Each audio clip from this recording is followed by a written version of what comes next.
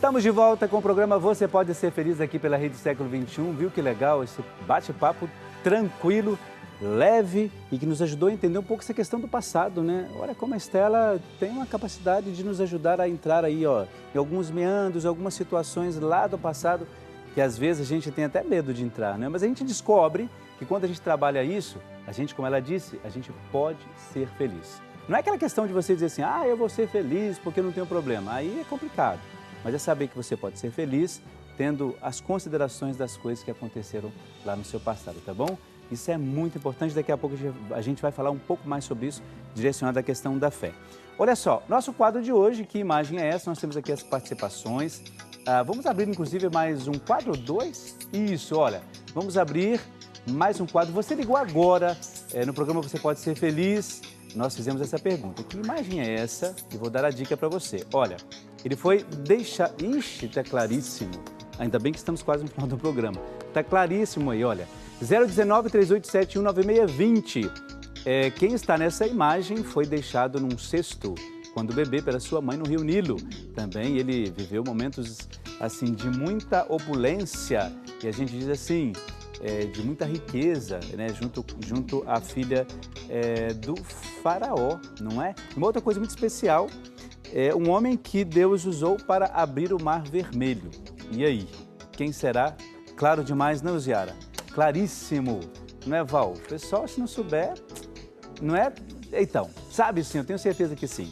Muito bem, olha, quem participou? A Maria Aparecida Negreiro de Camargo de Campinas, interior de São Paulo, Maria Aparecida Bispo de Jesus de Paracatu, em Minas Gerais, Mirtes Lages Forte Melo Magalhães, de Teresina, no Piauí, Ernestina Pereira do Nascimento Mota, de Serrinha, na Bahia, Terezinha Monteiro dos Passos, de Louveira, no interior de São Paulo, Antônia Maria Fortaleza do Nascimento, de Pio Nono, no Piauí, acho que é isso mesmo, Lídia Maria Trevisan Sordiri, de São Sebastião da Grama, no interior de São Paulo, Adalberto Teixeira, Placedino, de Perdões, em Minas Gerais, Georgette Catarina Mendes Silva, de Volta Redonda, lá no Rio de Janeiro, e, por último, Luzia Nogueira dos Reis, de Ponte Nova, em Minas Gerais. Eu fico aqui aguardando a sua participação, viu? Porque quando você participa, a gente sabe que vai ter um bom sorteio, a gente vai rezar junto e a gente, claro, vai levar a palavra de Deus e a evangelização de maneira muito simples,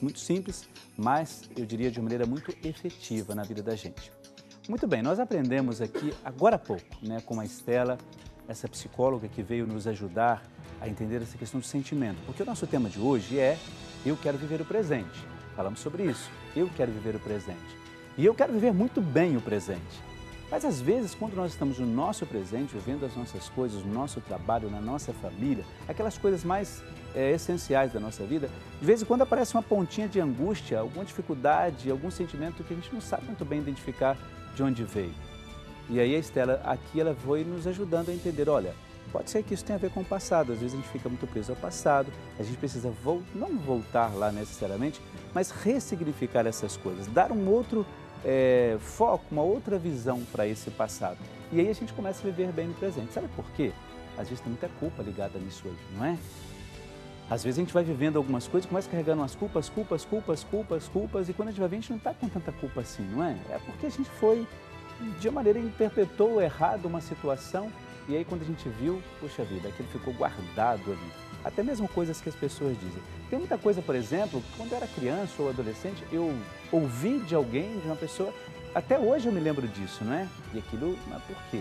A gente vai vendo que falta, nesse caso, uma percepção maior, né, de olhar um pouco tudo isso. Por que isso é importante para mim? E aí nós temos um dado, para mim, muito especial. Sabe por que eu digo especial? Porque a gente precisa observar, além dessa questão psicológica, mental, a gente precisa olhar pela nossa fé, tá? Por que a gente diz isso? A fé é fundamental na nossa vida, é fundamental. Tem pessoas que se declaram ateus ou ateias, não é? Isso cada um, ela que vai resolver com ela mesma essa questão. Mas para nós que acreditamos, que somos cristãos, católicos ou de outras denominações religiosas, não importa isso, o importante é você ter a sua fé, saber que isso te ajuda muito. No nosso caso, quando a gente tem, por exemplo, você tem alguns sentimentos difíceis na sua vida, como angústia, essa questão da depressão. E quando a gente tem uma fé viva em Deus, sabendo que isso faz parte da nossa história, do nosso processo, nós não somos culpados por ter uma depressão, nós não somos culpados porque nós temos um problema na nossa família, nós não somos culpados porque nós estamos doentes, ou porque alguém adoeceu na nossa família, eu tenho que carregar isso, porque eu deixei de fazer, nada disso. E a gente vê que pela nossa fé em Deus, quantas pessoas são libertadas de tantos problemas, de tantas dificuldades. Isso não quer dizer que você precisa abandonar a ciência, a medicina, aquilo que tem te ajudado a viver bem. Às vezes a gente precisa de um medicamento para sobreviver a algumas situações de tensão, de estresse, de depressão, de pânico. Nós precisamos, e precisamos usar isso mesmo, não é? E aí entra a fé, porque a fé ela vai te dando aquela base espiritual, dizendo assim, olha, você não está sozinho, não. Você está tomando esse medicamento, você está sendo acompanhado por um médico, sozinho você não está. Não é só isso, não. Tem a fé, tem a Eucaristia, tem a oração.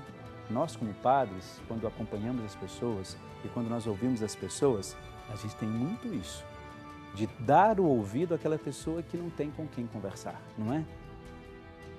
E aí a gente percebe o quanto de bem faz a fé da pessoa. Quando a pessoa nos procura e diz, padre, eu tenho uma fé muito grande, mas eu estou me sentindo muito fraca diante disso ou daquilo. Eu estou sentindo meio sem rumo diante deste ou daquele problema. E a gente diz, olha, você não pode fugir dessa sua fé. Essa sua fé vai te mostrar algumas coisas mais adiante e vai te dar o sustento, ou então está dando aquele sustento que a pessoa precisa para suportar e para viver bem aquele momento. Então, por isso que não podemos deixar de lado essa dimensão da fé. Se alguém, por exemplo, dizer para você assim, isso aí é bobeira, Deus é Deus, tem lá, ele fica no céu lá, e você está aqui na terra, você tem que resolver seu problema. Não acredita nisso, não. Não acredite nisso porque a fé é fundamental. A fé te dá caminho, te dá apostas, te dá vida, te dá a ressurreição para você viver aquele problema de uma outra maneira ou com um outro olhar. Pense bastante nisso, tá bom? Não deixe que esses sentimentos sejam maiores do que a graça de Deus na sua vida. Não permita isso. Você, claro, é um vencedor diante de Deus. Só que às vezes a gente precisa olhar para trás, trabalhar e ressignificar algumas coisas para a gente não ficar preso lá, não é? Senão a gente vai virar uma peça aí de museu, né, que só vive no passado, e não é bem assim. A gente tem que ir lá, buscar aquilo que significa para a gente hoje, não é? Tá bom? Mas vamos pensar bastante nisso com muito carinho, senão a gente se perde um pouco, tá bom? Olha só, quando a gente fala disso, da fé, da oração, eu gostaria de dar uma dica para você, que eu até falei na quarta-feira passada, e aqui a gente tem visto isso, você pode acessar os nossos sites aí, o site, melhor dizendo, da Rede Século XXI, e você vai falar sobre essa dica, vai ouvir e vai ver. É aquele livro lá, As 24 Horas da Paixão de Nosso Senhor Jesus Cristo, a partir de um olhar de Luísa Picarreta. E por que essa dica é importante? Porque isso nos ajuda a entender um pouco melhor essa dimensão da nossa espiritualidade. Eu tenho aqui o livro que está aqui nas minhas mãos, eu vou pedir que seja mostrado para você. Antes disso, assim, olha, ele está na segunda edição esse livro, segunda edição, sinal de que o conteúdo é excelente e tem algumas revisões importantes, né, para a nossa vida espiritual. Então, essas 24 horas da paixão de Nosso Senhor Jesus Cristo, ela nos ajuda a fundamentar a nossa fé, lembrando principalmente de fazer a divina vontade acontecer, por exemplo, na oração do Pai Nosso, quando ali nós aprendemos e reaprendemos a olhar o Deus que é Pai de uma maneira significativa e de uma maneira nova. Então, por isso, a dica que eu dou para você, nessa manhã de quarta-feira, é esse livro aqui, ó. Deixa eu colocar direito aqui, isso, de Luísa Picarreta, né? Moções espirituais, né, que estão aqui nesse livro, as 24 horas da paixão de Nosso Senhor Jesus Cristo. E aí, claro, você vai ligar para cá no 019-3871-9620 ou então você vai acessar o nosso site shoppingcatólico.com.br. E ali você, claro, não só esse livro, né, As 24 Horas da Paixão de Nosso Senhor Jesus Cristo, mas também tem tantos outros produtos. Quero lembrar também que todas as vezes que você adquire um produto nosso aqui, você ajuda nessa obra de evangelização. Tudo aquilo que você adquire lá no nosso Shopping Católico, pelo telefone ou pelo site, obviamente, você tem a consciência disso, que você está ajudando justamente na evangelização, tá bom? Gostaria também de já tomar aqui alguns pedidos, tantos que nós recebemos, para a gente fazer as leituras, porque até agora eu fiz de alguns poucos, não é? Mas eu quero lembrar, por exemplo, de José Marcos Sartori, ele é de Conchas, no interior de São Paulo. Ele pede pela saúde de Jéssica, Cristina Vinícius, pela sua saúde e por toda a sua família. Ari Aparecido Benedito, ele é de Campinas, aqui no interior de São Paulo, pede oração para Lenice, pede por saúde e cura, pede pelo esposo, aliás, ele está pedindo por ele, não é? Pede também por sua família, por proteção divina, pelos doentes, pelo Brasil, pelos governantes, pela paz mundial e pelas crianças. A Vera Maria Rodrigues Aguiar, ela é de Vitória, no Espírito Santo, e ela pede oração por ela mesma, pela sua saúde, pede também por toda a sua família e por todos os que precisam de oração. Pede também pelo Brasil, pelos governantes e pela paz mundial. Você vê que várias pessoas estão pedindo aí pelos governantes, pelo país, pela paz, porque sabe que nós estamos vivendo uma situação muito difícil. Então é importante ter a consciência tranquila daquilo que você vai fazer, viu? Principalmente nesse domingo agora.